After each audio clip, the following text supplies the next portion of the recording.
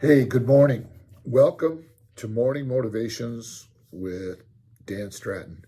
It's just great to have you here with me today, yet again this week. A lot going on for me. I'm sure there's a lot going on for you. And it's important that we kind of take a moment every now and then, maybe not every day, but to just kind of think about, our methods, our best practices, to challenge ourselves to see if we could do things better, see if we could do things better for ourselves, better for our families, better for our friends, and just kind of check, and always be learning, always be reading and checking things. My favorite book is the Bible. Now, I strongly suggest that you make that your favorite book because it's such a consistent book. It doesn't really move with the trends of the day. It is, as we say, as believers, we always say, he's the same yesterday, today, and forever, but he's also new every morning, which is powerful because when you think about those two concepts put together, it's like consistency and fun. He is spontaneously faithful. It's so cool and so powerful to think about that, and that's kind of how we want to be. We want to stay fresh. We don't want to get stuck in the mud, but at the same time, we want to be steady. We want to be dependable. We want to be accountable. So that's kind of what I want to talk to you about today. I want to talk to you about holding yourself accountable. Right? It's the power of doing that, and when you think about it, when you don't do it, we all go through phases in our lives when we're not as good at holding ourselves accountable as we should be, things fall apart, things get really bad, and things can really get into a place. So you want to jump ahead and you want to think about what are the right daily habits to kind of have so that you're holding yourself accountable. So over the time that you've been with me, if you've been watching me on a regular basis, I use a couple of very different simple tools to kind of check my life, to do an inventory. And those tools are what I call the balance scale. And I also use a tool that helps me to look forward so that I'm not constantly beating myself up over mistakes I made. Because when you hold yourself accountable, what happens is you check your work and you kind of look to it and you say to yourself, I'm not doing this very well, and I'm not doing that very well, because if you're honest, there's a lot of things you're not doing right. There's a lot of things you're not doing well. And so when you're really holding yourselves accountable, you can get negative. You can go toxic on yourself. You can start beating yourself up, and that's never, ever productive. So you always have to keep things moving forward. So the balance scale helps me to kind of make sure I'm checking every area of my life. And then the tool I like is the 5 questions so that I'm always looking forward. And so those two tools combined helps you to hold yourself accountable. And when you think about that, then you want to think about another tool, which I call the 3-in-1. You want to think about the people in your life as 1, yourself as 2, and then in my life, the third one is God, because I need his help in everything. I need his help to love my family. I need his help to anticipate what they might need. I need his help to be present in the moment. I need his help to really listen and learn in every situation. So that's the 3-in-1. So watch what's going on here. I got a balanced scale. I do a little bit of an assessment in every area of my life, spiritually, physically, mentally, emotionally, socially, and financially. That's my balance scale. And so I'll do a little inventory. Did I pray today? Did I take some time to study the word today? Where is my spiritual? Did I help someone today? Right? Did I solve a problem today spiritually? Right? Thinking about these things. And then physically, did I get enough sleep? Am I making good choices at the dinner table or at the breakfast table? Right? Physically, am I getting some exercise? Mentally, am I learning? Am I reading? Am I challenging what I think I know? Like right now, I have a lot of work going on in the prisons and in Cuba. So Today I probably won't get to Spanish, but I need to. That's a mental challenge for me emotionally, right? Am I loving my wife and my daughter and my son-in-law and my grandson? Am I loving the people at church? Am I okay? How do I feel? Doing a little bit of an inventory.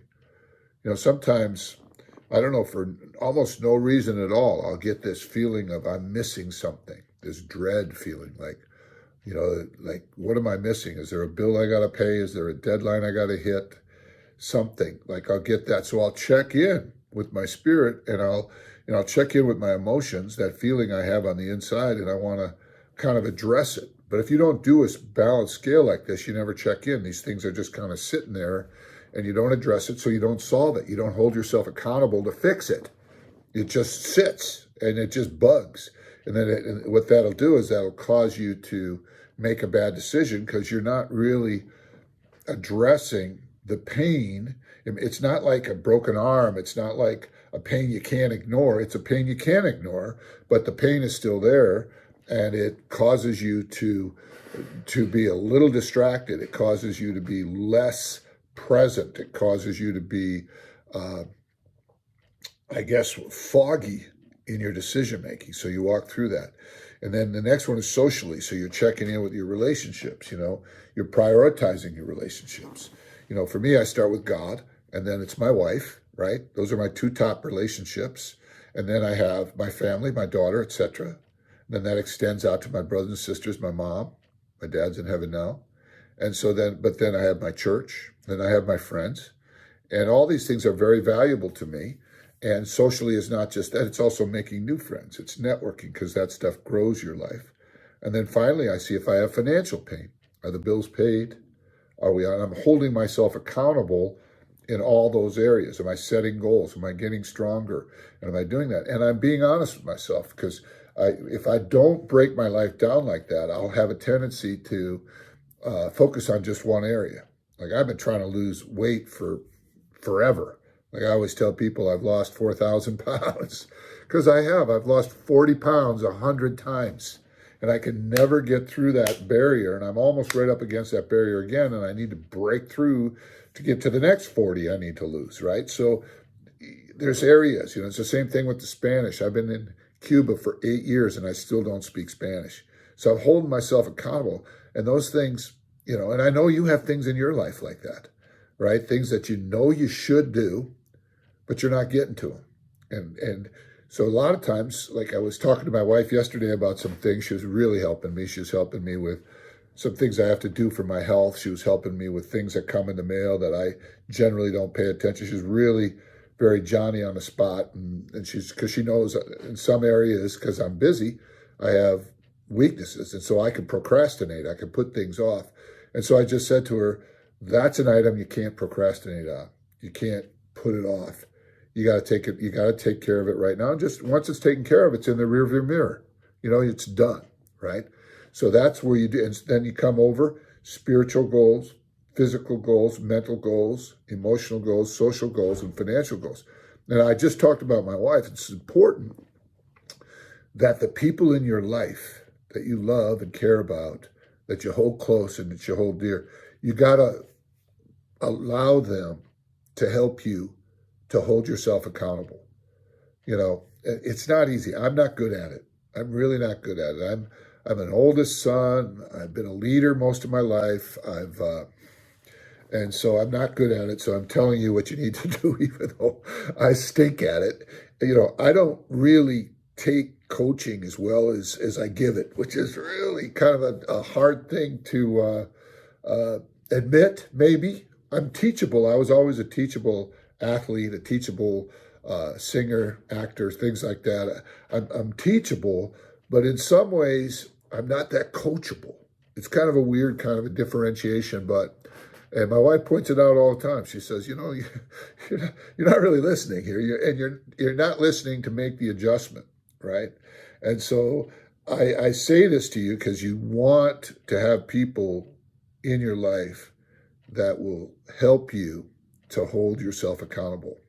It's really key, because what will happen is you'll find over time, if you're resistant to help, and you're resistant to other people holding you accountable, then all of a sudden you'll find yourself in a vacuum where nobody's helping you. Nobody's making suggestions. And that will put you in a place where you have blind spots. It's really scary.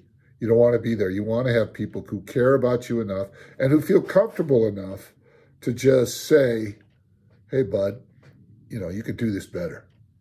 You could do this better, right?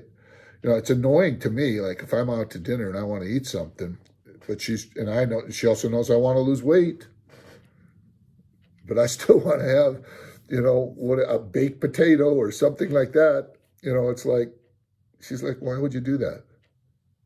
Be stronger than that. And I'm like, I don't want to be stronger than that right now. I want to have that baked potato, and it's like the power of making room for holding yourself accountable, setting up a system. I guess I'm being a little too transparent today. I'm just saying it's so powerful and the results. And so you got to think about it. If you don't do it spiritually, you're not going to be balanced. You're not going to be objective. You're not going to be at peace. If you don't do it physically, you're going to die young. If you don't do it mentally, you're going to end up solving problems over and over and over again that should have easily been solved 10 years ago. If you don't do it emotionally, everybody around you and you yourself are going to be distracted on a constant basis because you're not going to address all the little things. And you're not going to be as loving, and you're not going to be as affectionate. You're not going to be as kind. And if you don't do it socially, then you're going to lose friends. You're going to get estranged from the people that you care about in your life. And you don't want to be estranged from your siblings. You don't want to be estranged from your children or your spouse. You don't want that. And then if you don't do it financially, at some point, the money will just slide all over the place and it won't be where you need it to be when you need it to be there. So there you go. And so now coming to the other tool, the 5 questions, what would you do if you knew you wouldn't fail? That's a forward-thinking thing. You're not in the land of regret. Second question is, what is stopping you, or what's your obstacle, right? All right, what do I have to overcome?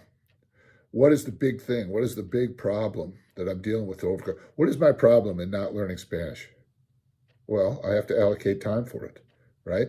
And so then the next one is, what's my next doable step? We'll sit down with either Babbel or Duo or a book and just crank it out. Allocate 15 minutes a day, half an hour a day, and go for it, right? You will learn it if you put the time in. I will. You will, right? And then you go right there to emotionally, okay? Emotional goals for me is I take some time to just ask myself how I feel. How do you feel? And then of course that will translate, and don't let it translate too quickly, but it will translate. How does Annie feel? That's my wife. How does the people in my life, how are they feeling? Am I sensitive to that? Right? If I don't ask myself, I'm not going to ask them. And it's really important to kind of catch that there. And all of this is, what are my next doable steps, right? So first question is, what would you do if you knew you wouldn't fail? Second question is, what's your obstacle? Third question is, what's my next smallest doable step? And you do that in all the areas that you're taking inventory in, and it's all moving forward. What's my obstacle right in front of me, not my obstacle in the past? What's my next smallest doable step going forward? And then I ask myself, fourth question, what am I thankful for? And that is really an inventory of what I have going on in my life right now that is good, resources that I have. Start with being thankful for your level of current health, that it's not worse, right? Start with being thankful for that, your eyes work, your ears work, you can still taste food, right? Your hands still function. Just start with the small things, right? And then you start giving thanks for the people who love you, the people who are there for you, and these different things, and the things you've learned, the experiences you've had, all that stuff. And then the last question is, what would a miracle look like? And so now this is the visualization of a successful journey. What would a miracle look like if I was truly hitting my goals spiritually? What would that look like? What would my prayer life be like? What would my thought life be like? Now, if I was truly hitting my goals physically, what would it feel like for me to finally break through that barrier and get down to where the weight I played at in college, 225? What would that feel like? What would it feel like to speak Spanish? What would it feel like right? So you start to visualize what would a miracle look like. And then all of a sudden you realize that there's kind of a huge opportunity cost, that once you start visualizing all these things and you're thinking, well, that could be my life. That could be my life. Yet years and years go by and your life doesn't happen. So the power of holding yourself accountable is so amazing. But you got to have tools to do it. You got to have a methodology. It's not really a happenstance thing. None of us do it naturally. It's just easier for us to focus on one thing at a time. But honestly, you can't get there focusing on one thing at a time. You are a much more complicated entity, human being. You got a lot going on. You're just bigger than you imagine. So you have to kind of break it down. You have to break it down into different areas. You have to think about it in different areas, and you got to take the time to do it. And so when I teach people, all sorts of things, the Bible says, love your neighbor, love your friend, love your enemy even. Well, how do I do that? What is that? How do I love? What is that? So let's break it down. Loving is listening. Loving is learning about the other person. Loving is learning about yourself. Loving is trusting. Loving is respecting. Loving is forgiving. There's just a lot of ways to break it down. And if you don't break it down, then you just live your whole life on assumptions, and you end up ignoring different aspects of development in your life that really hurt you. And you don't really think about the ramifications going forward because you don't take time to think about it. So I hope you got something out of this today. I'd love to hear your comments. I'd love to hear what you're thinking about, maybe your responses, criticisms. I don't care. It's all good. We can go back and forth. You think I'm off base on something? I'd be happy to hear that. Be happy to hear that. So I look forward to next week, and I look forward to getting to know you, and love to meet you someday. All right. Have a good day. Thanks for joining us at Morning Motivations with Dan Stratton.